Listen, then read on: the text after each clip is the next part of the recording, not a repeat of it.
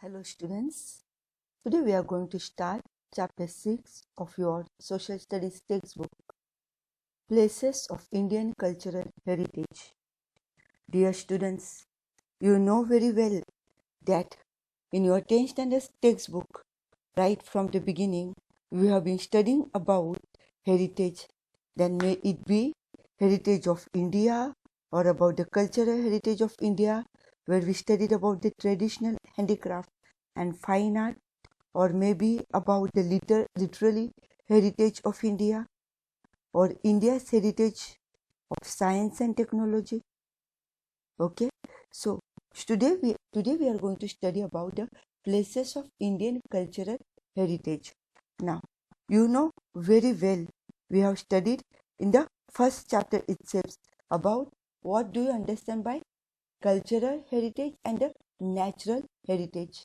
Today we are going to study or we are going to see about the cultural heritage. So let's begin. The cultural heritage of India is very rich and prosperous. India, as well as foreign visitors, are attracted to visit the places of cultural and natural heritage of India. In this chapter, we shall study about these places. So students, what? Cultural heritage of India, which is very rich and prosperous. India, as well as foreign visitors, are attracted to visit the places of cultural and natural heritage of India. So, students, you know, when we also go out for picnic or some exploration, we like to know about the places. We see what is famous over there. So, let's see. We are going to study in this chapter about the places. Now, before we could go to that, let me ask you a question. What do you understand by natural heritage and cultural heritage? Do you remember the meaning or the definition that you have studied in the first chapter? When we talk about natural heritage, we talk about features like mountains, forests, deserts, rivers, trees, plants, vegetation, animals, birds. And natural heritage is created naturally. Natural heritage is an invaluable gift of nature, and we cannot create this natural heritage. It's a gift of God. Whereas cultural heritage is what, students? It cultural heritage is which includes the places, structures, or stupas, temples, mosques, historical monuments, artwork, literature, lifestyle. These are known as cultural heritage. It has been created by man. Cultural heritage is an invaluable gift of our ancestors, which they have been handing over to us. They have been handing it over to us. And we can create a cultural heritage. Whereas the landscape or mountains, forests, we cannot create that. That is a gift of the nature. So let's see. The first one is the Caves of Ajanta. Caves of Ajanta is a cultural heritage. The famous caves of Ajanta are situated in Aurangabad district near Ajanta village. So where is it? Where is it situated? The famous caves of Ajanta are situated in Aurangabad district near Ajanta. Now where is Aurangabad? Aurangabad is in Maharashtra. Aurangabad is one of the district of Maharashtra. And so this Ajanta is a village. In that village, the Ajanta caves are situated. They are important from the point view of art of Vastu. We studied in the last chapter about the Vastu Shastra. And so, these Ajanta caves are important from the point of view of art of Vastu. These caves are divided into two divisions. See, remember students, Ajanta caves have been divided into two divisions, and they are caves based on wall paintings and caves based on sculpture. Students, pay attention because the question is asked always in the exam either about the caves of Ajanta or Ellora caves, or Ajanta and Ellora caves for 3 marks. Therefore, you need to pay attention. So, these caves have been divided into two divisions. And which are they? How are they? Divisions have been made based on the wall paintings as well as caves based on sculpture. Now, caves of number 1, 2, 10, 16 and 17 have excellent paintings wall and have attained the highest rank in wall painting. So students, the cave numbers, the caves, the number 1, 2, 10, 16 and 17 have the excellent painting wall. Okay, and it also has achieved the highest rank in wall painting. The theme of this wall paintings is Buddhist religion. So these Ajanta caves, the wall paintings in Ajanta caves are telling us about the Buddhist religion. Ajanta caves are divided into two categories. First we saw that they are divided into two divisions. Now these are also divided into two categories and they are Chaityas and Viharas. Underline the students. They are Chaityas and Viharas. Cave number 9, 10, 19, 26 and 29 are Chaityas, whereas remaining caves are Viharas. Ajanta caves were forgotten with the passage of time, but in 1819 AD, an English captain, John Smith, rediscovered them. So students, what happened? We studied so far that Ajanta caves have been divided into two. They are based on the paintings and they are based on sculpture. We saw that the paintings have been talking about the Buddhist religion. But Ajanta caves are further divided into two categories and they are Chaityas and Viharas. What do you understand by Chaityas? Chaityas means nothing, but it means the temple halls for Buddhist monks. Stupas are built in the interior-most end of the caves.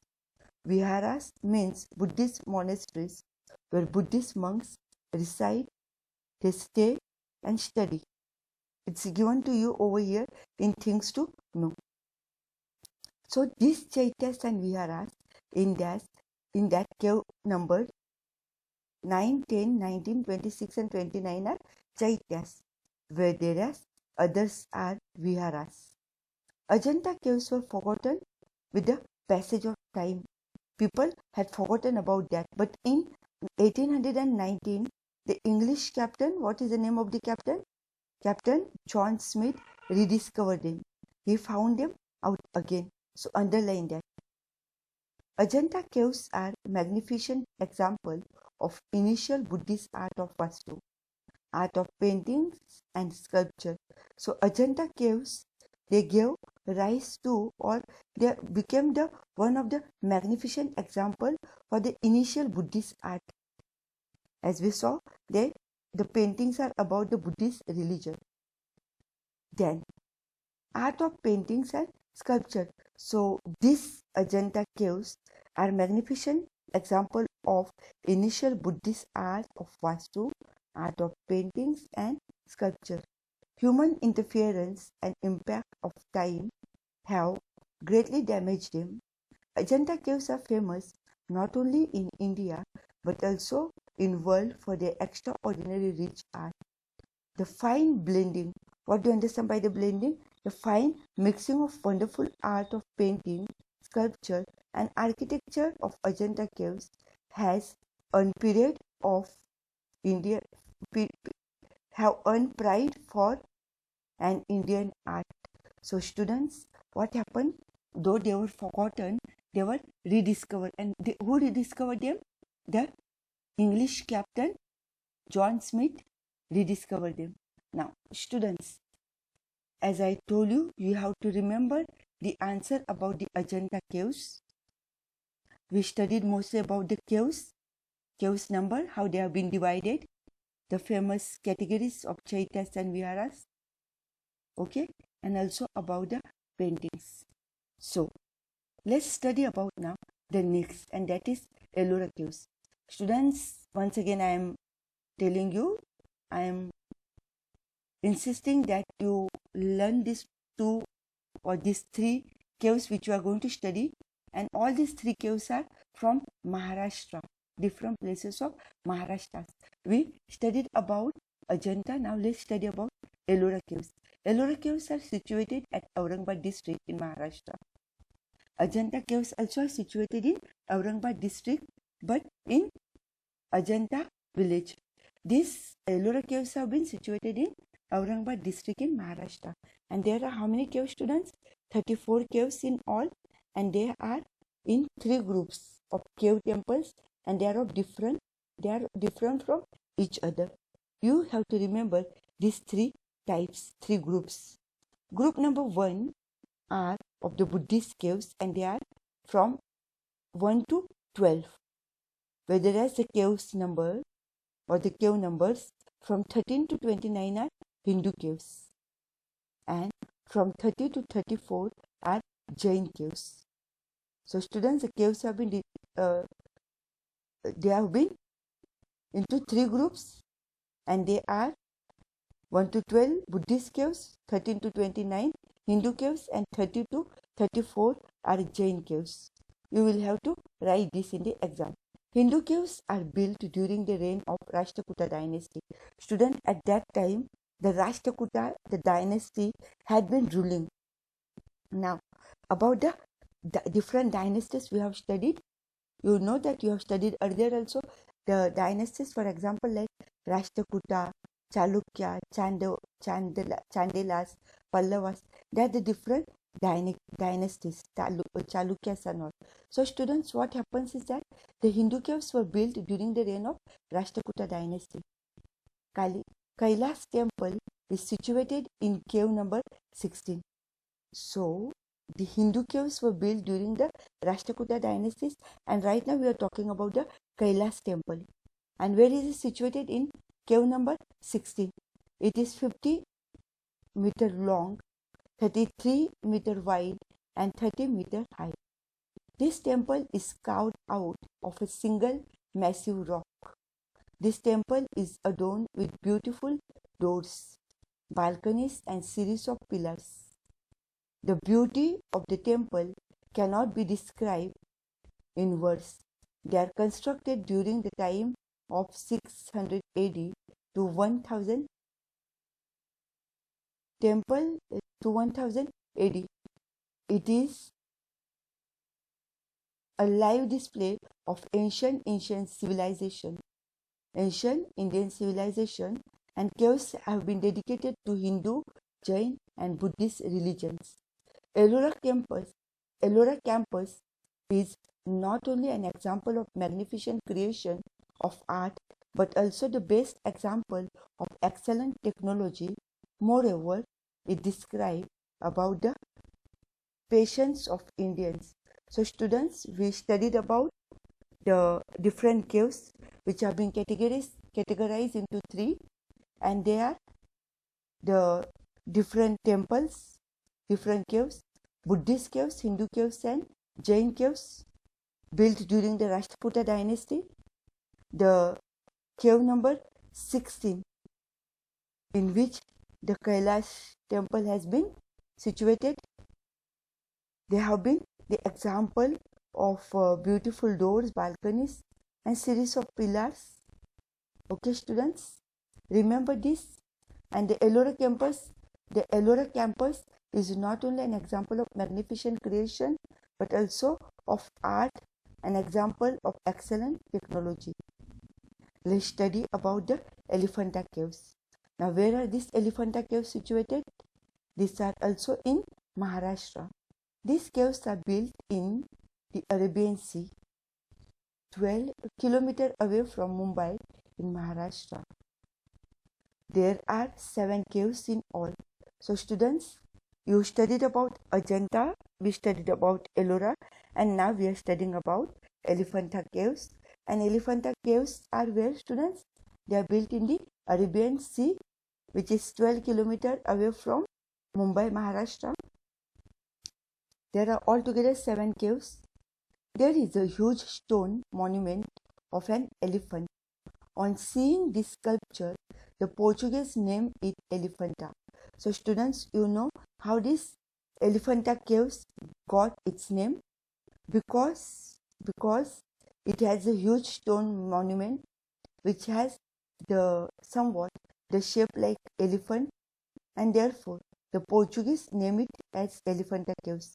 Make a bracket. It can be asked in the exam that how did it get its name or who named it. So remember that the Portuguese name it. Look at the picture and let's see now. Many beautiful figures have been carved. Out of them, the magnificent Trimurti temple, that is of Brahma, Vishnu and Mahesh, in cave number 1 is the best specimen of sculpture. In 1987 AD, UNESCO has placed Elephanta Cave in the list of the World Heritage. Local fishermen call it Dharapuri. So students, it is one of the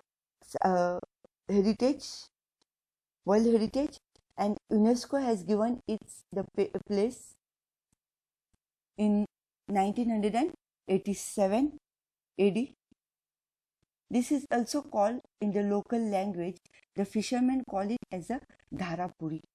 So students, today we saw about the caves which are situated in Maharashtra, and among them we studied about Ajanta and Ellora caves are situated in Aurangabad district, whereas we studied about the Elephanta caves, and Elephanta caves have been built in the Arabian Sea but also are the part of Maharashtra.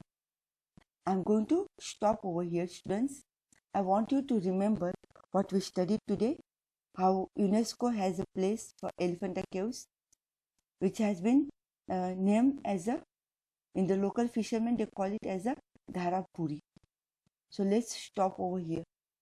We will see the next part tomorrow.